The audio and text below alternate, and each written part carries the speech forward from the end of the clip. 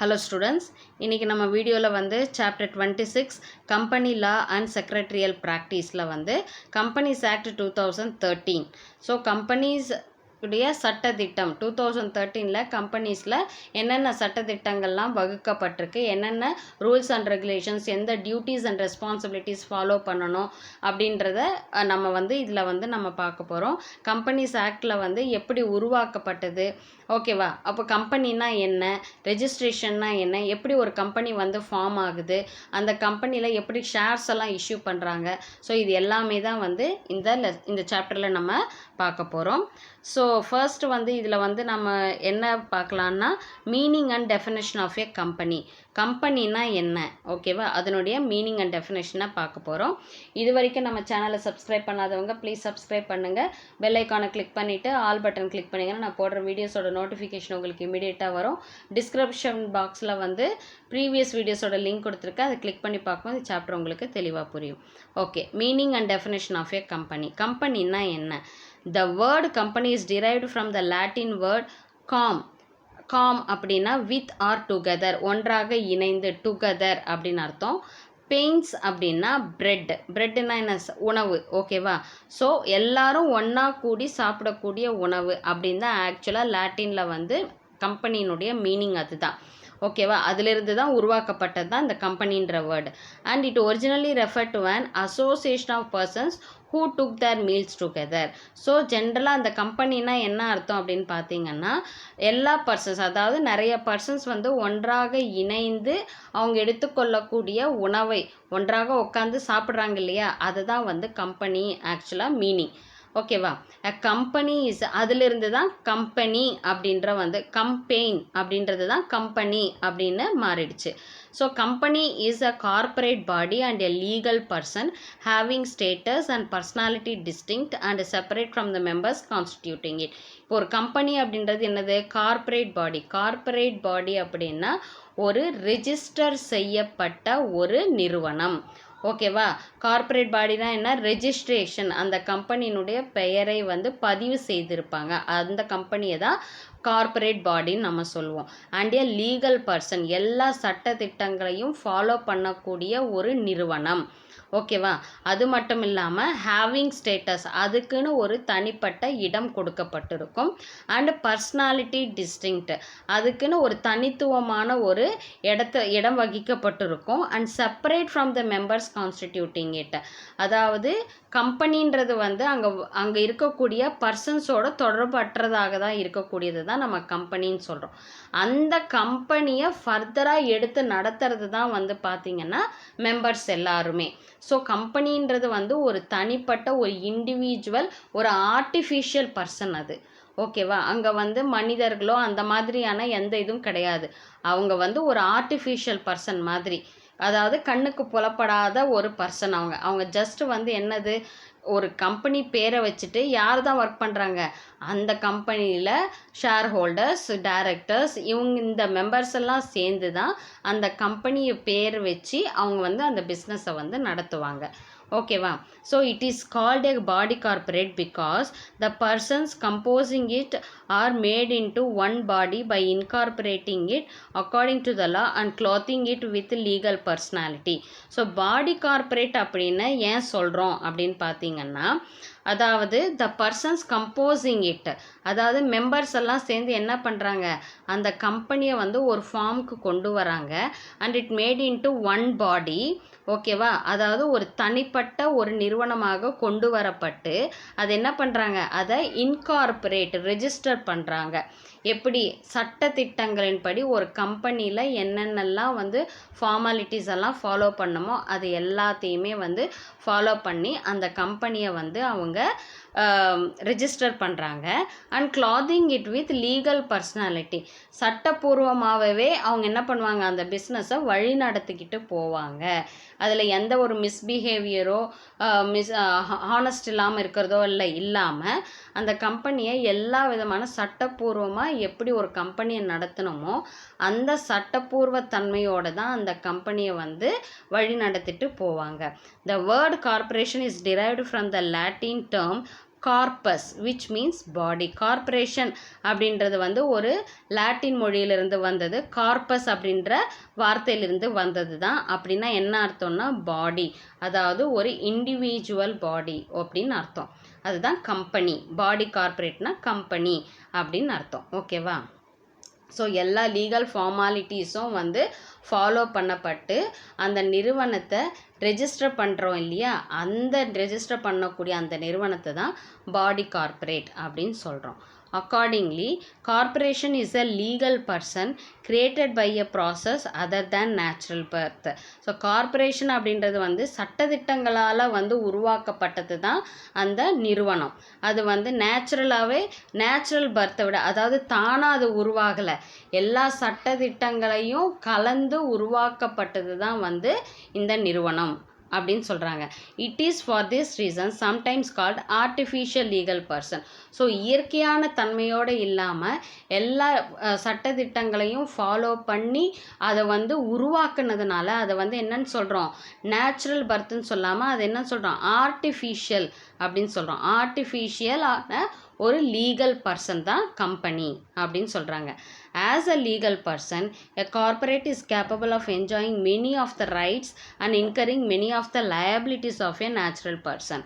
So ஒரு சட்டப்பூர்வமான ஒரு நிறுவனமாக வந்து அந்த கம்பெனி இருக்கிறதுனால பார்த்திங்கன்னா அதற்குன்னு சில உரிமைகளும் இருக்குது. அதே போல் பார்த்திங்கன்னா and incurring many of the liabilities of a natural person.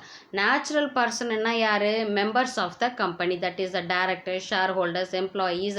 So அவங்களால் உருவாக்கப்படக்கூடிய லயபிலிட்டிஸையும் வந்து ஏற்றுக்கொள்ளக்கூடியது யாராக தான் இருக்குது, இந்த கம்பெனியாக தான் இருக்குது அப்படின்னு சொல்லிட்டு சொல்கிறாங்க. ஓகேவா?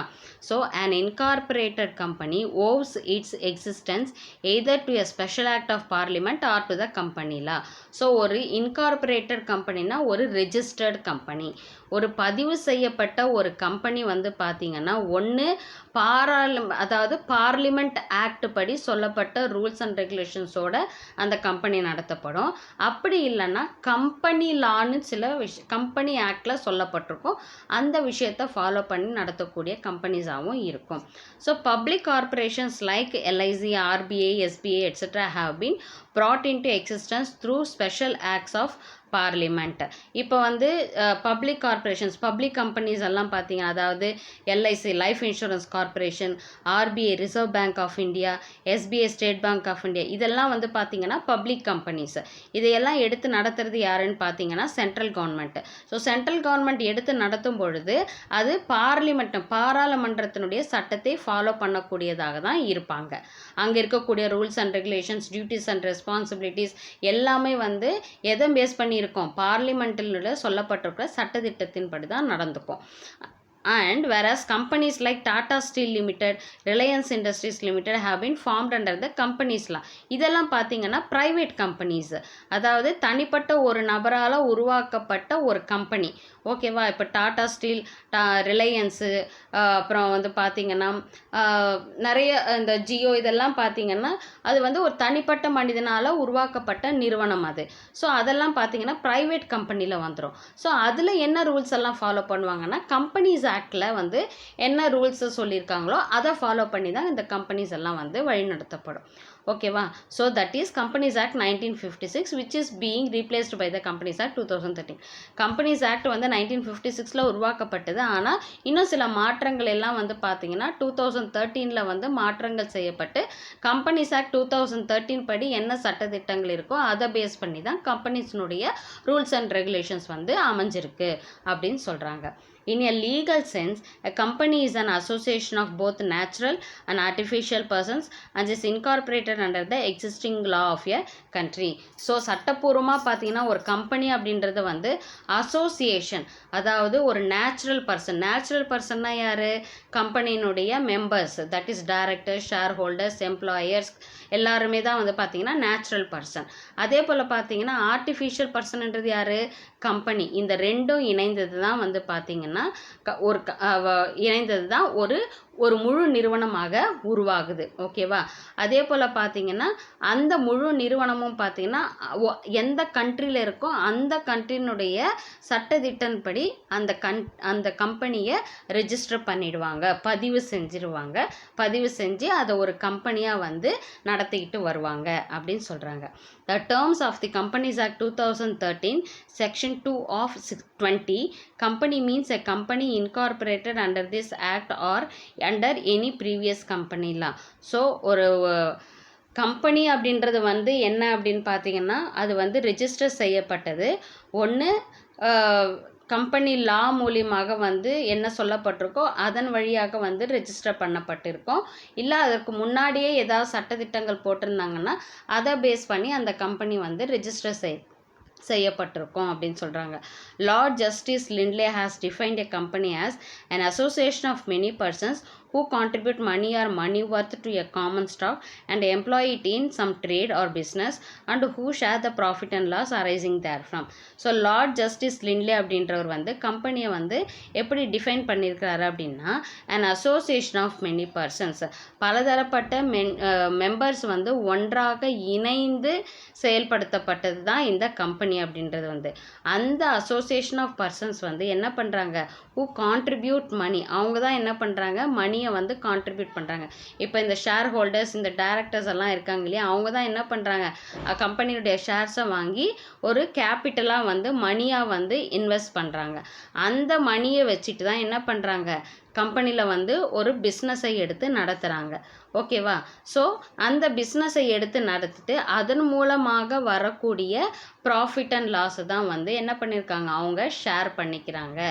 ஸோ இது எல்லாத்தையுமே வந்து ஒரு குழுவாக கொண்டு வர்றதுக்கு ஒரு பொதுப்படையாக ஒரு ஜென்ரலாக இருக்கக்கூடிய ஒரு விஷயந்தான் கம்பெனி. ஓகேவா? Company is a artificial person, அதை வழிநடத்திட்டு போகிறது natural persons, that is the members. அவங்க வந்து கம்பெனி ஷேர்ஸ் அப்படின்ட்டு அவங்க கம்பெனி ஷேர்ஸை வாங்கி கேபிட்டலை கம்பெனிக்குள்ளே கொண்டு வராங்க. அந்த கேபிட்டலை வச்சு அவங்க பிஸ்னஸ் பண்ணுறாங்க. அந்த பிஸ்னஸ் மூலமாக வரக்கூடிய ப்ராஃபிட் அண்ட் லாஸை இவங்க ஷேர் பண்ணிக்கிறாங்க. இதுதான் வந்து கம்பெனி அப்படின்னு அவர் வந்து சொல்கிறாரு. ஓகே, அடுத்தது the common stock so contributed is denoted in money and is the capital of the company. common stock அப்படின்றது வந்து பார்த்தீங்கன்னா அது ஒரு மணி டேர்மில் இருக்கும். இப்போ கம்பெனியினுடைய ஷேர்ஸை பப்ளிக்கு நம்ம இஷ்யூ பண்ணுறோம். ஓகேவா? அப்போது அவங்க ஷேர்ஸ் என்ன பண்ணுவாங்க, கம்பெனியினுடைய ஷேர்ஸை வாங்கிட்டு கேபிட்டலை கம்பெனிக்கு போடுவாங்க.